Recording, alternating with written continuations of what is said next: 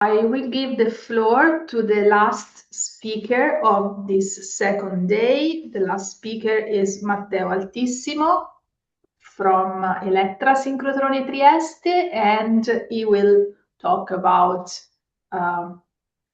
so far we have discussed about the ring and what is in the ring, and now we move on the experimental hall of Synchrotron, and we will hear about the beamline design. Matteo? All right, thank you, Juliana. Right, so am I sharing the right thing? Okay, good. So thanks for the introduction and good afternoon, everyone. My name is, of course, Matteo Altissimo. I actually lead the Optics group at Elettra in Trieste. And I wanted to introduce you to the topic of beamline design, which is indeed quite a vast subject and something that by no means can be undertaken only by a single person and requires a number of different expertises. I will show you just a couple, and I want to introduce you to some basic ideas.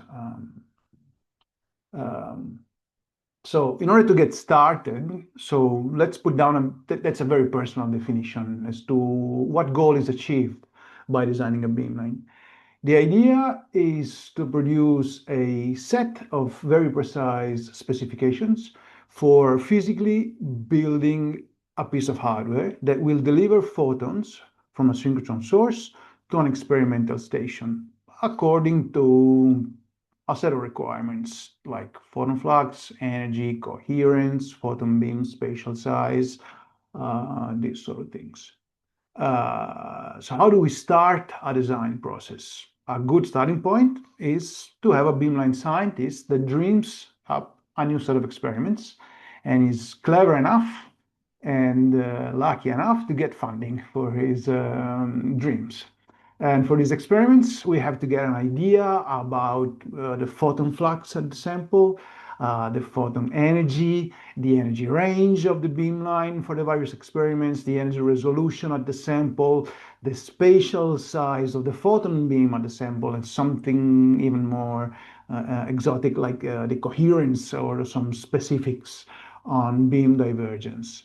And from those set of specification, we can start to understand what kind of source is needed, what kind of monochromator we can choose, if there is the need to collimate the light before the monochromator, what sort of requirements on the focus systems we have. And from those, in turn, we can start understanding what sort of thermal load our optics will be subject to, what sort of radiation protection we should put in place, because we want to protect our users and our beamline scientists. How long should be the beamline, and so on. So the midsection is the responsibility of the optics group, while the right-hand side is taken care typically by mechanical engineering or companies recently. But it will be a lot of to and fro, and the process is more recursive than linear. Today we'll be talking mainly about optics, as it is my expertise, and I think it's of interest to people like you approaching the synchrotron world, just to have an idea about the hows and how-tos and whys of a particular beamline is built as it is. And to do so, I unfortunately will have to describe shortly the working principle of the most common optical elements constituting a beamline. I will try to fit them to a very small, to the minimum, and I would just try to be as visual as I can. The bottom line is that we must manipulate a photon beam coming from a source. So what are the tools that we have available? On the physics side, we know how photons interact with matter, for example, via refraction, reflection, or diffraction. And interestingly, over the course of the last decades, all this physics has been translated into a number of design tools that are able to simulate quite accurately what happens in the real world. So, and these design tools include ray tracers, wave optics propagation tools, final element simulators, and so on. So the combined use of physics, design tools allow us to design, understand, and predict quite accurately how a particular optical setup or a beamline will perform way before it's built. So that's how we operate. We think about what we have to do, we design it, we simulate it, and then we go ask with fact check for someone to build it. Most of the design tools that are available today are enclosed in a program called Oasis. I just advertise it because it's made by a friend of mine, and just for yeah. But it's extremely useful. It's a free software, so if you want to dig in. It's a bottomless pit. So do it at your own peril. I will be only using a ray tracer. It's called Shadow. It's a 35-year-old software that's been, of course, updated and upgraded over the past 35 years, and it'll help me visualize things, a few things during the talk, and then, so I hope it'll help visualize things. Sorry, I hope it will help visualize things and therefore help you understand a little bit better what I'm talking about. Word of warning, Shadow has a very peculiar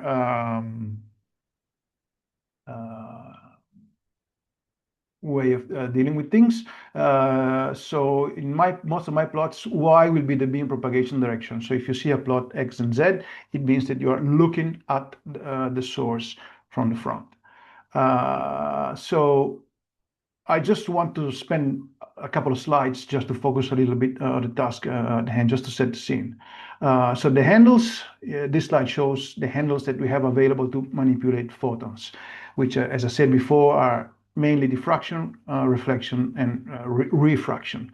Each one of them is governed by its own characteristic law, for example, the Bragg law for diffraction or the Snell law for reflection. And the corresponding characteristic quantities are summarized in the third column on the table of the slide. The usage in the synchrotron world is written also on the slide. I will not talk too much, not at all, about refraction because it's not too widely adopted, with the exception of a very few notable examples. So in this slide, I just want to summarize very brutally the main emission characteristics of the bending magnets. So, Juliana, can I ask you something? Do you see it fully beam size, or is it cut? It is cut. It is cut. Excellent. Why it is cut? I don't understand. Okay. There is some problems in my Zoom. Okay, I hope it'll not be too much of a trouble. So I just want to summarize very brutally the main emission characteristic of bending magnets, wigglers, and ondulators, as you just saw in the last talk. The first two produce continuous beam in energy, while undulator shows harmonics. The typical beam divergence is of the order of a millirad for bending magnets and wigglers, and about 0.1 millirads for ondulators.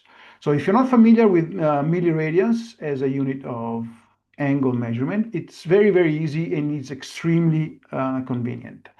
A beam that's diverging 1 millirad from a point source, it means that it's increasing its size by 1 millimeter for every meter of propagation. So if you have a point source that's diverging by 1 millirad, 1 meter away would be 1 millimeter in size. So if you assume to have a point source 20 meters downstream, the photon beam would be 1 to 10 millimeter for bends or wigglers, and about a millimeter for an undulator. This is all the while your typical experiments require a spot size that's of the order of 10 nanometers to tens of microns. So that's quite something that we have to deal with here. So to really drive home this point, let me show you what the source size of an undulator with the specifications that are displayed in the slide looks like in real space and in angle space. I'm showing here full width at half maximum because it's something that's a little bit more understandable. And for third generation storage ring and the next generation storage ring, this is the same undulator. So what you see on the screen here now is the source size, and if you propagate that 20 meter downstream, you get something that's clearly not particularly useful for an awful lot of experiments. Of course, the situation is a lot more complex as the undulator produces a high number of harmonics, and even more interestingly, all of them are spatially contained into the first one. So what you're looking at here is at the emission of an undulator 10 meters away from the center of from its center through a 1 by 1 millimeter aperture. That's what you would see if you had X-ray vision, of course, because that's mainly X-rays. Of course, this is not a single wavelength, and the spectrum of that picture is reported there. And I just stopped the calculation at 6 kV because it was taking too long. But what is interesting now is that if we get a movie of what the emission looks like, electron volt by electron volt, you see in the space, so what the contribution for each harmonic is. So it's quite a complex mess. And my job as a beamline designer is to carefully separate the desired wavelength from all the other ones, so that the beamline scientists and the users get what they want. So what the hell am I going to talk about today? I just want to give you a basic idea of how this optical element in a beamline typically works. So hopefully, I really would like you to take home the message that you can sort of understand the logic of a particular choice for a specific beamline design. I think that's the most that I could ask of you today. So let me start from an easy point, that is mirrors, which are mainly used in beamlines for directing the beam where needed, but also to correct its divergence, to focus it, and they operate also as low-pass filters. Right, so a bit of naming information is on the cards, so you don't get lost. So given a mirror surface, you see the mirror surface, that black solid surface in there, and a system of reference, X and Z. We call R the distance between a point source S and the center of the mirror, and R prime the distance between the center of the mirror and the image I. The direction along the beam propagation, which is X in this case, is called tangential or meridian. I will use this name interchangeably during the talk. And while your orthogonal direction is called the sagittal direction. Because this is a mirror, the main law is reflection, and the main law of reflection is that the angle of incidence is equal to the angle of reflection. That's what we have to deal with mirrors. So this table shows you some, I guess, the main mirror figures that are used in synchrotrons. And they are, as with visible light, they're conic sections. And as with visible light, its conical section has some peculiar properties. So, for example, an elliptical mirror is designed to take the beam from one focal point to another focal point, for example, from the source to a focal point. A cylindrical mirror, for example, is used for focusing in one direction only. So, but I just wanted to give you some typical values also of the radius of curvature. For example, plane mirrors. Plane is never plane. So whenever we buy a plane mirror, well, we ask for a residual radius of curvature that should be bigger than 30, 50, or even 100 kilometers. Otherwise, we will see some focusing at the sample. So keep in mind that given those numbers, the RMS roughness must be of the order of 1 nanometer or less, otherwise it'll be like looking through a scratched visible light mirror. So not very nice. So of course, the pleasure and pain of working with X-ray optics is, of course, the refractive index. Its real part is fundamentally 1. That delta in n equals 1 minus delta plus I beta. That delta there is typically 10 to the minus 4 to 10 to the minus 6. So it's typically 1. From that, it follows that in order to have a decent reflectivity from a material surface, one has to work in grazing incidence. From the Snell law, you can derive also that also with X-rays you have total external reflection, but remember it's grazing incidence. So, for example, let's get a gold mirror, and you want to have a mirror that reflects something at 30 kV. You are forced to choose gold because silicon does not reflect anything. And if you want to have a decent reflectivity, 0.9, you have to work at 2.0 millirads. Keep in mind that 1 degree is 17 milliradians. That means that 8 millirads is about 0.5, so it's very grazing. So 2 main points here. The higher the photon energy, the more grazing one has to go in order to get decent reflectivity. The second point, and it's a kind of a corollary of that, is that because of that angle of incidence, mirrors for X-rays tend to be very long, up to 1.5 meters. So they're decent slabs of silicon. So, and in order to give you a visual on what is happening with different mirror figures, I will use some ray tracing. The basic source is shown here. By the way, I'm not too sure. I always find this extremely interesting. If I was to plot X and Z on this plot with the same aspect ratio, that's how the source would look like. And this is mainly due to the fact that the electron branches in the storage ring are long and thin, if you think about it. But let's get back to mirrors.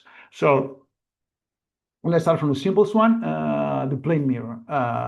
So if you look at the image of a photon beam from the source I just displayed in the last slide at 40 meters downstream, and you put a plane mirror in the middle at an angle of incidence of 2 degrees from the surface, the image, of course, is just a source that's expanded by 40 meters of free propagation, and that's because the plane mirror does not alter the beam divergence by definition.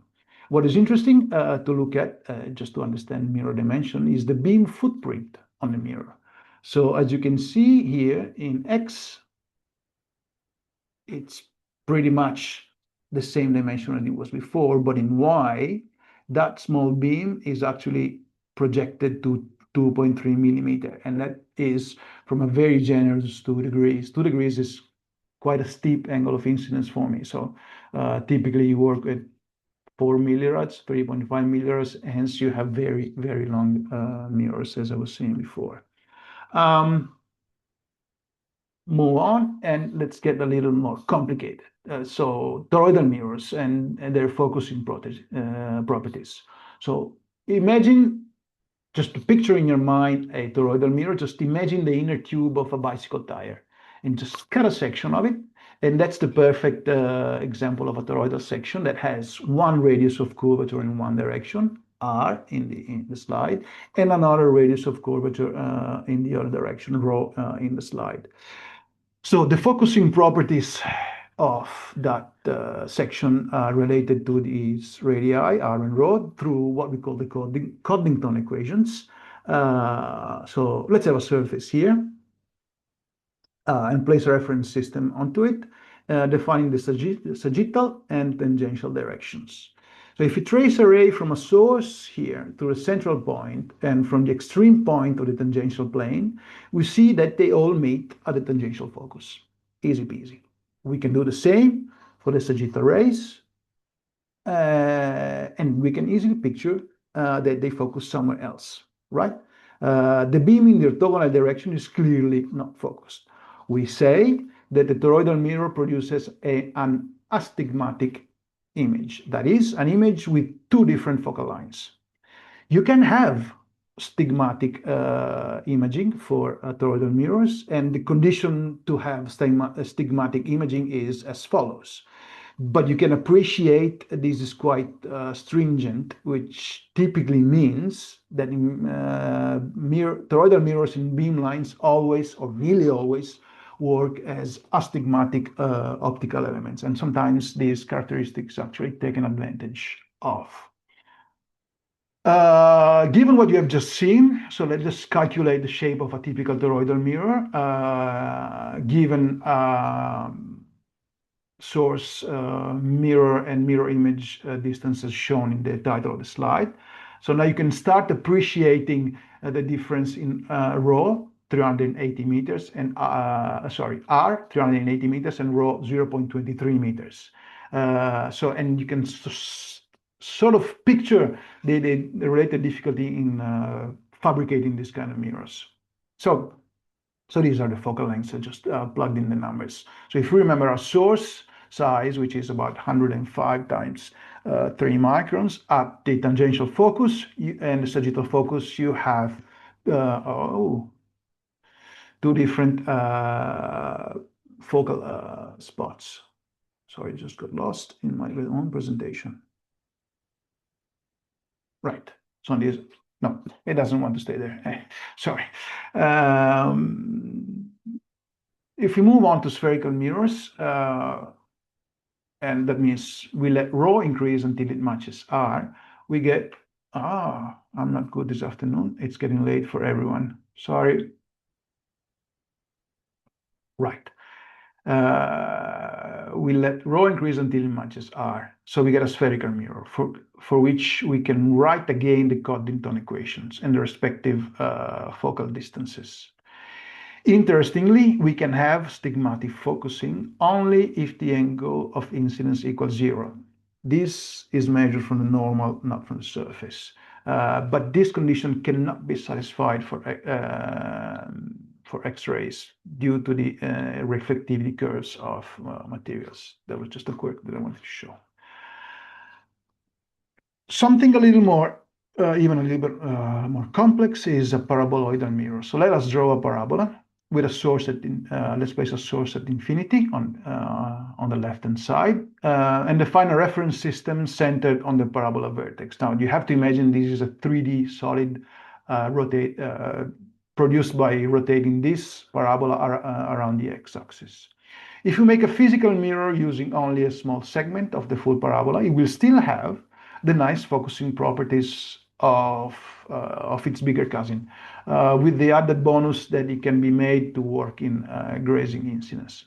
So the geometrical construction that's shown in the figure will give us all the necessary parameters to specify the paraboloidal mirror in full, given the parameter A and the angle of incidence theta. So now, as the idea behind this example is to show you that a paraboloidal mirror can indeed be used for making a beam parallel when it's coming from a point source. So now if we take the undisturbed image, which is shown in the slide right now, at 40 meters, it has some specific angle and space, spatial dimensions. Now, if we introduce a paraboloidal mirror designed with its focus at 20 meters, which is also the source to mirror distance, by definition, we get an image that is definitely smaller, but what's most interesting is that the divergence has dropped substantially, especially in Z prime. So what does that mean? It means that a paraboloidal mirror in this condition indeed makes a beam parallel, which effectively means dropping the divergence of the beam nearly to 0.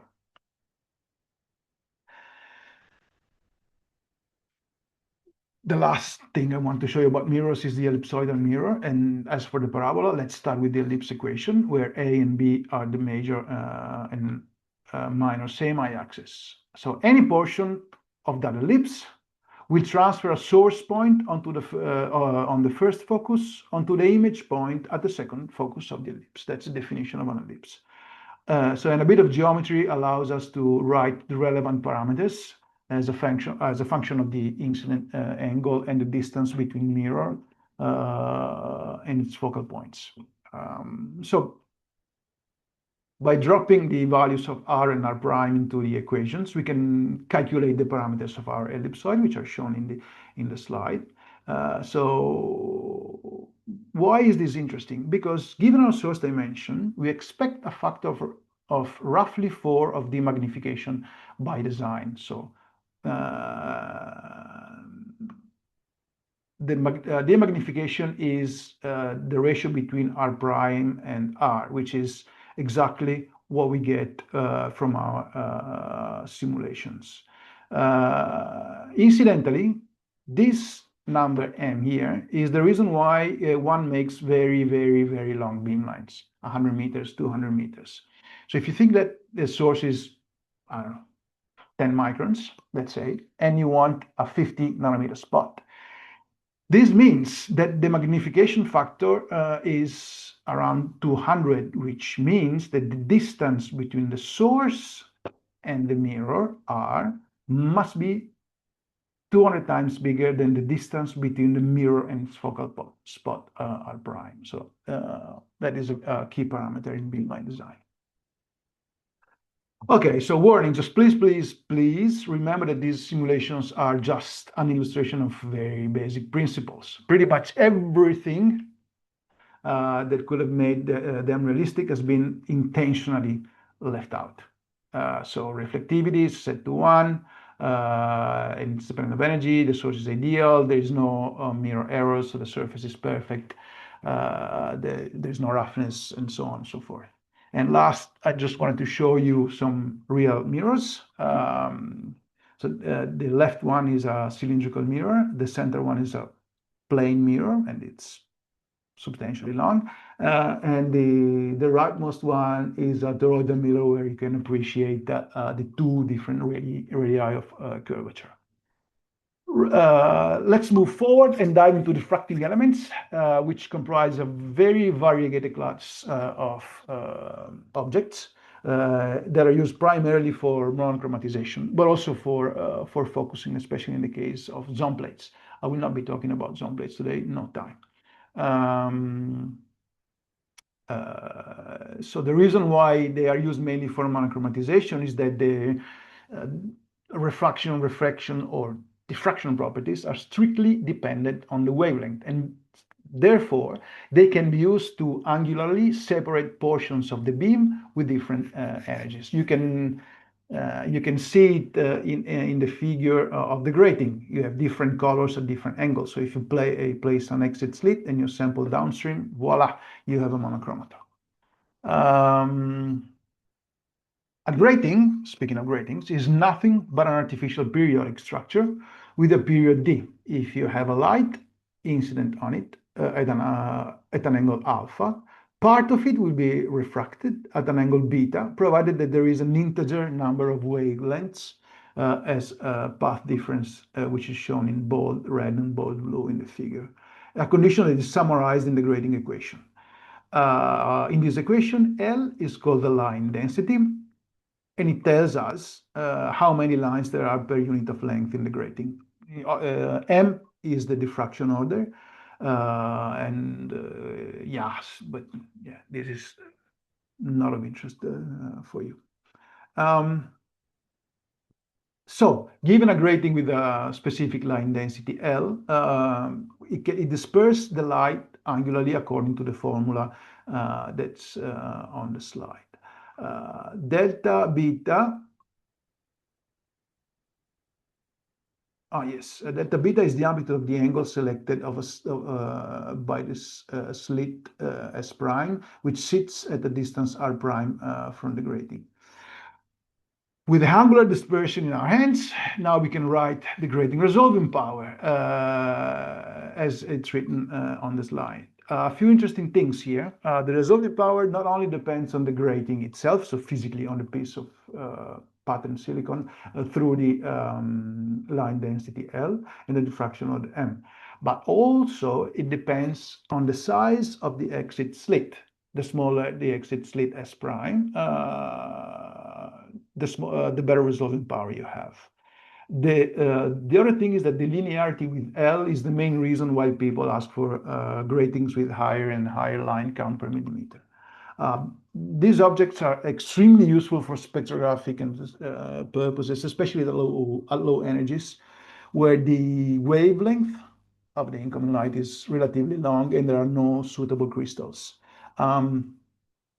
Just if you're not familiar with the concept of resolving power, I think it's, I hope this will help you remembering it. If you have a resolving power R of 1000, let's say at 100 electron volt photon energy, it means that your beamline, your device, your spectrometer can resolve energy separated by 100 milli electron volts. So that is 100 eV divided by 1000. That's how you get to that 100 milli electron volt. Okay. So, moving on, how do crystals work? The main working principle of crystals in diffraction is, of course, the Bragg law, which is 2d sin theta equals m lambda, where d is the interatomic distance, and theta is the incidence angle, and m is the diffraction order. So I have to say this, so please forgive me if it's trivial. But since the sine of theta is bound to 1 mathematically, the wavelength has a maximum value of 2D, which means that any given crystal cannot be used below a specific energy. So I report here a few examples of materials that are typically used as synchrotrons for as crystals for diffraction, especially in monochromators, and their respective minimum allowable energy. Obviously, also the crystals display a finite resolving power, which in first approximation can be written as a ratio between the cosine and the sine of the incidence angle, multiplied by a certain angular, a mysterious angular spread, delta theta. That's what we find in literature. That spread is in part coming from a first non-zero divergence of the beam, and in part from what we call the Darwin curve, which is a measure of the intrinsic character width of a Bragg reflection. In other words, if the beam is collimated better than the Darwin width, then the response of your crystal will be mainly ideal. And I will discuss the collimation issues in a little more detail in a few slides. The last structure I want to talk about is multi-layer mirrors. I took the description from the book from David Atwood, X-rays and extreme ultraviolet radiation. It's quite an interesting book if you can get your hands onto it. So imagine we can construct a material as shown in the slide, for which there is a one-dimensional sinusoidal variation in scattering centers. Scattering centers, electrons. And we call that sinusoidal variation NA of Z, and it's got a certain periodicity D. Let us have a wave vector K impinge on the structure at an angle theta, and the structure scatters the wave into a wave vector Ks. So we can write the scattering geometry as depicted, where the density wave vector Kd is of unit amplitude. Okay, so we have to apply conservation of energy and conservation of momentum, but we note that omega d must be 0 because the density wave in the material just does not move. And therefore, after a few mathematical manipulations, we can get back to the Bragg law, which means that these act as a diffracting element. So what happens if the scattering center density is still periodic, but not sinusoidal, and the electron density varies between two different levels, like in the picture? Well, as you might expect if you have done a little bit of mathematics, if you go from continuous to discrete, there is some sort of Fourier transform of the problem in the middle. So you get something that's exactly the Bragg law minus some sort of extra complications I don't want to get into. But why I'm showing this is interesting because these sort of mirrors can have interesting reflection at very high energies. So for example, for a typical example here of a tungsten carbon bilayer with a period of 22.3 angstrom and a gamma value of 0.5, which gamma means that the two materials are stacked with the same thickness, so 11.15 angstrom each. So I'm showing here a couple of reflectivity curves varying the angle at some specific photon energies, 1.5, 4.5, then 10 keV, and then 15 keV. So I think now we have all the ingredients at hand that will allow us to understand the design of monochromators. Monochromators are compound optical elements that separate the energies of the incoming beam and according to the experimental needs. So we design them in full. Okay, so we saw before that for crystals, for multi-layer is the same, and for grating, the collimation of the incoming beam is critical. And the ability in spatially separating different photon energies. Intuitively, if you can picture the Bragg law diagram, which I sort of summarize here, but with an incoming beam that is not parallel, which is, there's an angle here, you cannot define a single angle of incidence. What is theta here? It has a value here, another value here, and it's continuously varying along the beam footprint.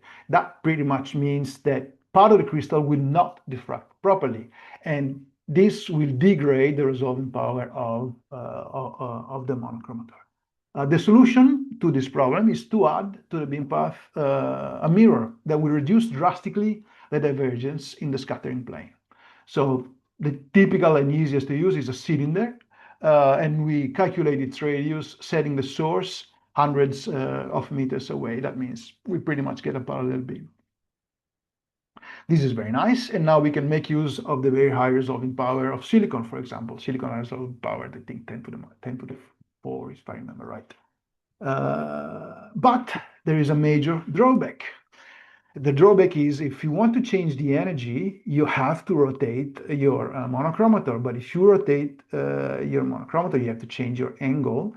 The beam will not come out in the same position. And this is something that practically it's complex, if not impossible to deal with. The solution is to add a second element in the monochromator. So, for example, you add a second crystal after the first one. So how does this work? So the first crystal accepts all rays and pretty much monochromatizes the beam. The second crystal is set at the same angle, and it acts as a mirror because it effectively receives only monochromatic light. If we change the angle on the first crystal, we have to translate and rotate the second one so that all the rays come out in the same position, and that's how it looks like, right? So this is one energy. You rotate and translate, you rotate the first and the second and translate the second crystal, but the beam comes out always at the same exit slit. Very nice. The price you have to pay is that the beam shifts vertically, but that's not the major price. And there's actually the radio protection people that are very happy if the beam shifts, because then they can put blocks of lead to absorb radiation that's unwanted and protect the beamline scientist and its users. So if you want to keep the beam at exactly the same height on both sides of the monochromator, you add a double crystal monochromator, like in the figure. Of course, your resolving power will go through the roof, but you pay the price and you get a lot less photons at the experimental chamber. So it's always a game of what you are available to pay for your desires in the synchrotron world. So let's move on to plane grading monochromators. And the concept is as follows. Let's place a grating here and a real polychromatic source upstream.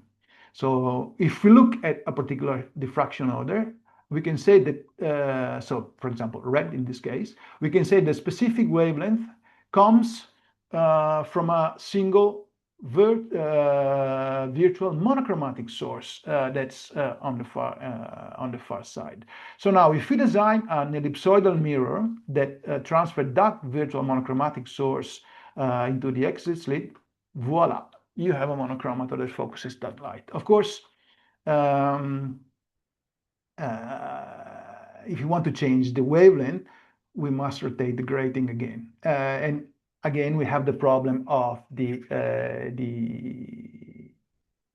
exit slit that moves, which we decided it was not particularly convenient. So the solution is to add a plane mirror before the grating. So this configuration is called the SX700, extremely popular in synchrotrons.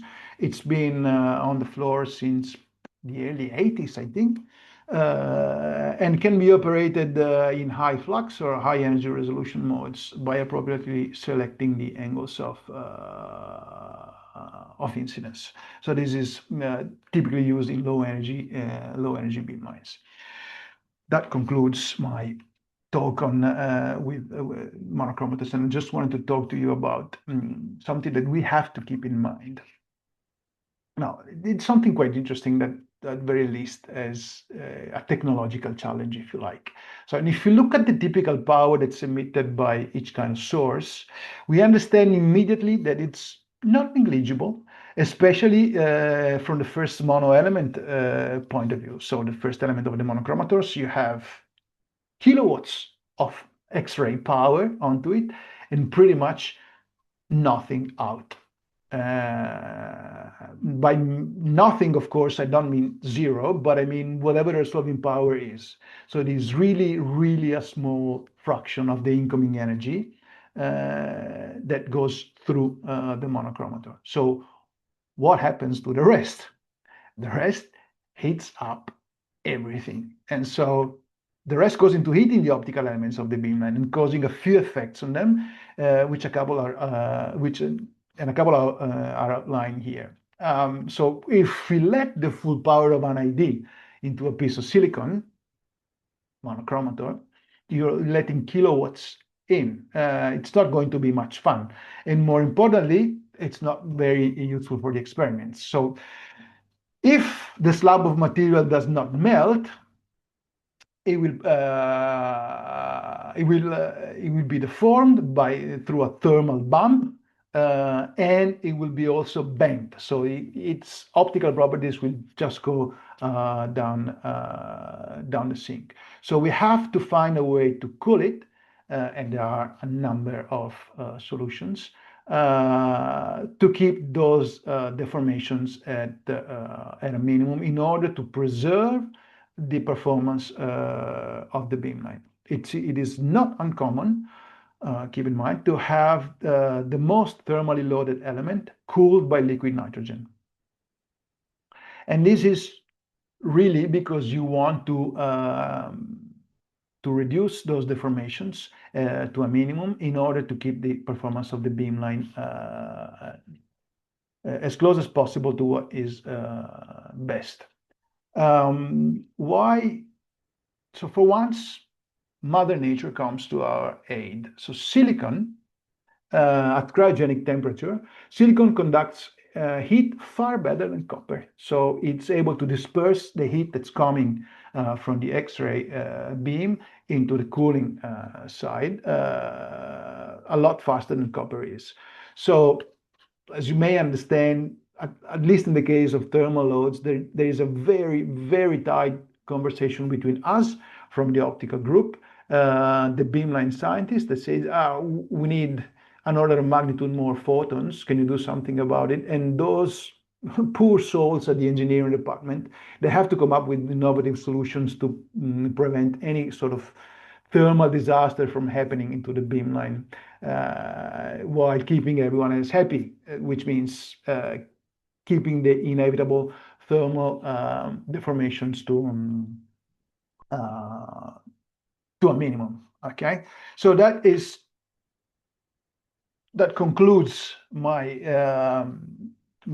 the description of how the optical elements of the main optical elements of beamlines work. And I just wanted to show you a couple of examples, having in mind what we just discussed. And there are two beamlines that were in use at Elettra, because Elettra has now been dismantled and those beamlines will no longer exist, at least in this shape.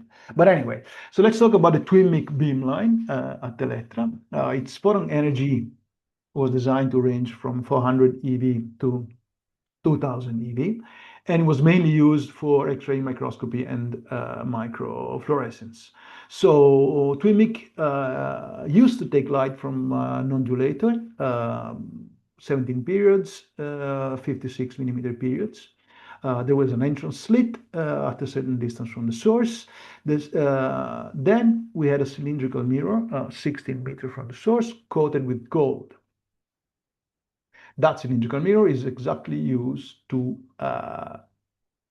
make the beam as parallel as possible before the monochromator, which was plane grating monochromator with a plane pre-mirror coated in gold, 600 lines per millimeter. After the grating, there was a toroidal mirror refocusing everything onto a secondary source, which was then used to illuminate a zone plate. Zone plate, think about lens that deliver the photons to the sample. So you see, everything that we talked about is here. So we have cylindrical mirror that reduces the divergence of the beam from the source to an acceptable level for the monochromator. Plane grating, so plane mirror, grating, refocusing mirror, exit slit. If we want to change the energy, we change the angle on the mirror, we change the angle on the grating, exit slit stays the same. So everything's nice and dandy, so you don't have to move around, what is it, 7 meters of vacuum pipes horizontally and vertically around the storage ring. Now, this was a low energy beamline, and while this is a high energy beamline, used to work at between 4 and 21 kilo electron volt. The source was a multiple wiggler, a massive one, which was delivering 5 kilowatts of power. That's massive. That's a lot of energy you have to get away from your cylindrical mirror. That mirror, because it was having such a small angle of incidence, it's 1.4 meters long and it's cryogenically cooled. Otherwise, there is no way it'll survive the heat load. Then there is a double crystal monochromator. The mirror just removes the divergence so that the monochromator works as an ideal one. Again, an exit slit and a toroidal refocusing mirror that focuses on the beam onto the experiment, which is 41 meters from the source. The toroidal refocusing mirror is bendable, which means that you can change dynamically the radius of curvature according to your needs. You simply just push or pull against the slab of silicon, and the silicon changes slightly, and that slightly is good enough for you to change the shape of the focus. And that pretty much concludes my talk. So thank you very much for your attention. If you have any questions that I will not be able to answer during this time, just feel free to shoot me an email. I'll try to answer as quickly as possible. So thank you very much. Thank you, Matteo. You had a lot of congratulations from the audience. And there are some questions that I want to ask you. from the audience. So one is about multi-layers. Yep. And I assume that the multi-layers are fabricated by epitaxial growth. No. And what are the typical thickness of alternating layers? Okay. So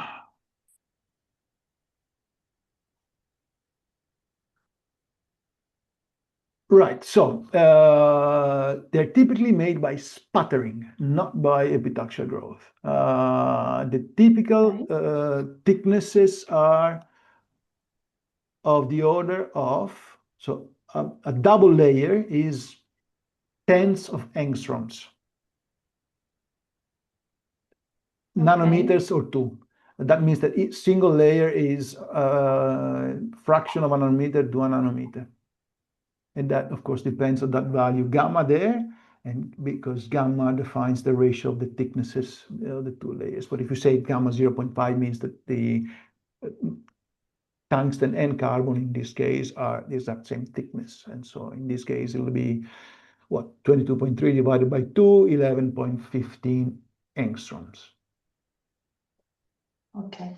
So there is also another question saying that what is the average, the lifetime of an optical device in a beamline, considering that, I mean, at some point has to be replaced? Okay, so that's a very cool question. Yeah, Uh, it is. um, most of the mirrors are used for 10 plus years. You get the surface doesn't change too much because we take a lot of care in the cooling. What happens is that you deposit on top of the mirror where the beam, where the X-ray beam goes to. As a matter of fact, it's pretty much carbon, so you get the reflectivity gets reduced, but it's nothing that cannot be removed. And so we have a system in house that cleans mirrors up to 1.4 meters in length with an oxygen plasma and restores them to pristine or as made conditions. The lifetime is dependent on the cooling system, especially for heavily loaded optical elements. But in line of principle, I have in beamlines that have been operating at Elettra for 30 years, there are mirrors that have been under the beam for 30 years. Yeah. There is another question. Wait a second, because there are many. So this is a little bit general question. I mean, this knowledge about the optics. I mean, of course, it's useful for synchrotron techniques. It's useful for physicists and engineers. And the question here, this knowledge can be used for medical physicists when they do radiotherapy, for instance? Yep. Absolutely. The nice thing about physics is that it doesn't care about where the photons come from, provided that they have the same energy. The problem with medical physics is that there are a lot more constraints at the end where the sample lies, because typically the sample is a breathing human being, and you don't want to do too much damage on her or him. But yeah, but as In a matter of general, fact, you want to manipulate the beam going into a man yeah, or a woman, yes. then you need to use optics for sure. But I mean, there are beamlines around the world, and one was installed at Elettra, where for some time we had women doing breast cancer screening, and so exactly medical physics at synchrotrons. So yes, it can be used. Thank you, Matteo. There is another question, a little bit more technical, and can you give some comments on Kirkpatrick Bayet's mirrors? Ooh, KB mirrors, yes. Yeah. KV mirrors are so they are what we call plane elliptical mirrors. Let me see if I can show you.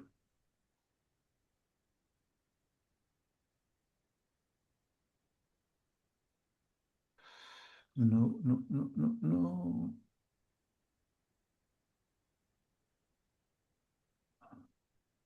Oh, here we go.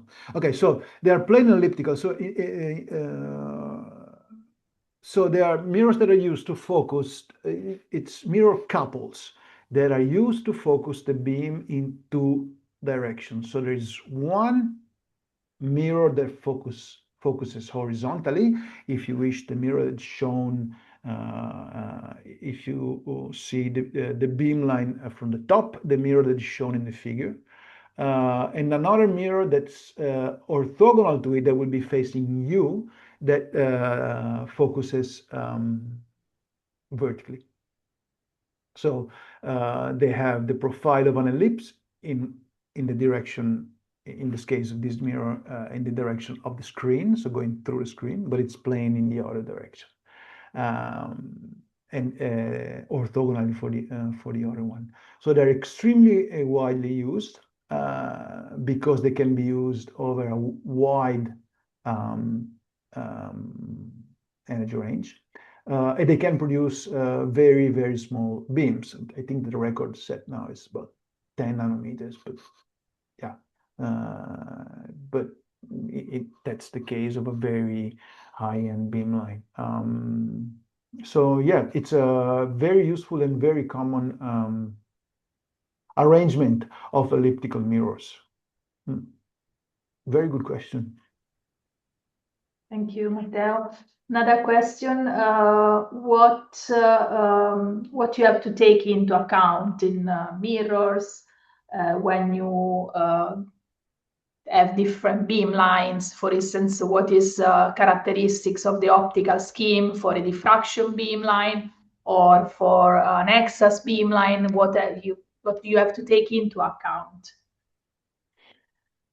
So there's a number of things you have to take into account. So but the goal is always what the beamline scientist wants at the sample. So now, mind you, this is so there is a number of optical schemes that are proven and that they work. And so what we typically do, we know what source we have, we know what we want at the sample, and so we work our way around it. So let us give an example. We have a photon beam source that's 100 by 10 microns in size, and the beamline scientists want 5 by 5 microns at the sample size. The source is, I don't know, maybe a bending magnet, so that's easy. So yeah, then we work our way around it. So we simulate the source, we decide what sort of divergence, we see what sort of divergence it has, what sort of a source size it is. And so from that, we can decide how long is the beamline, what is the demagnification factor, and then we place the mirrors that give us that specific configuration for one specific wavelength. And then according to what wavelength it is, then we place a monochromator in the middle. But that's typically how it works. Then of course there's budget, but that's another set of problems. So there are a lot of questions. I'm trying to get to those that are more relevant for everybody, I think. So what are again, on multi-layers? Yep. What are the resolution of a multi-layer mirror, but actually would say more multi-layer, more for monochromators. I imagine. Okay, energy resolution. Yes, energy resolution. Energy resolution is not that good. Yeah.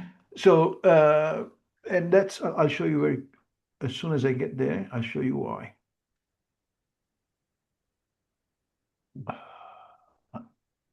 These animations are cool, but they're very slow.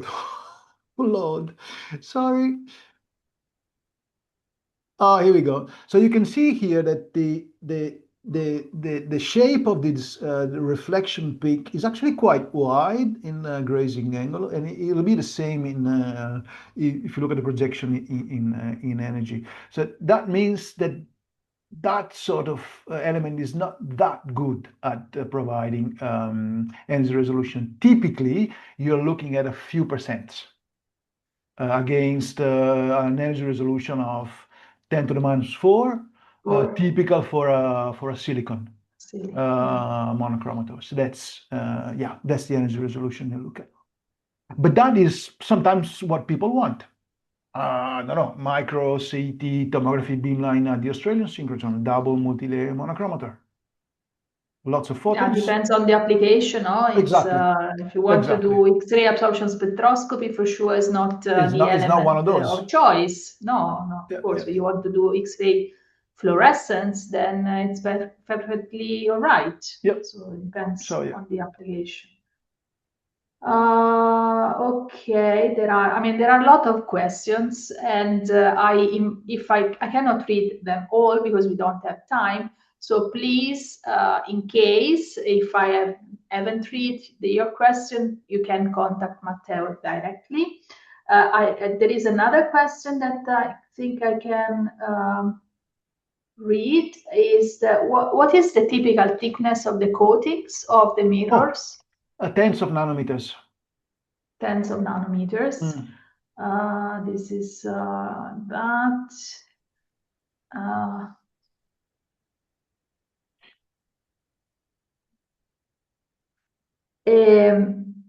Trimming. Sorry, I just because there are many questions coming out.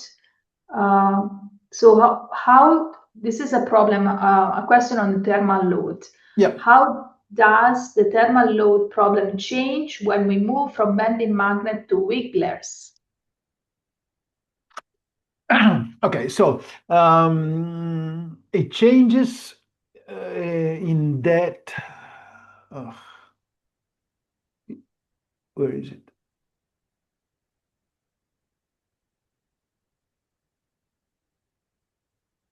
So it changes in that you go from hundreds of watts to a few kilowatts. So typically it means that maybe you're lucky you can get away with water cooling for a beamline that's on a bending magnet source, whereas from a wiggler you have to sit on on nitrogen. So that is interesting though, because perhaps it is not that clear that you don't move beamlines. I mean, beamlines are long objects that are 40 meters long. They are carefully aligned. People spend typically weeks aligning them when they're built, and then days after when a user comes in, so you don't move them. So a beamline has one source, one beamline. So maybe I wasn't too clear about that.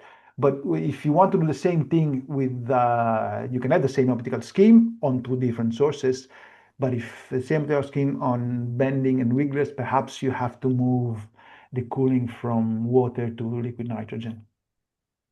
Hoping that answers the question. I think so, yeah. So I think this was the last questions because the time is over. And thank you, Matteo, again for this very Thanks, nice Juliana. presentation. You have the appraisal of many people here in the audience, and I think this session was very lively with a lot of questions. I thank all the speakers again, and I wish you a nice rest of the day for those that are in Europe. I mean, rest of the day and in general to all of them. Okay, so thank you, Matteo, again, and Thank you. see you. I mean, you will come tomorrow for the third day of the school. Okay. Bye-bye. Bye.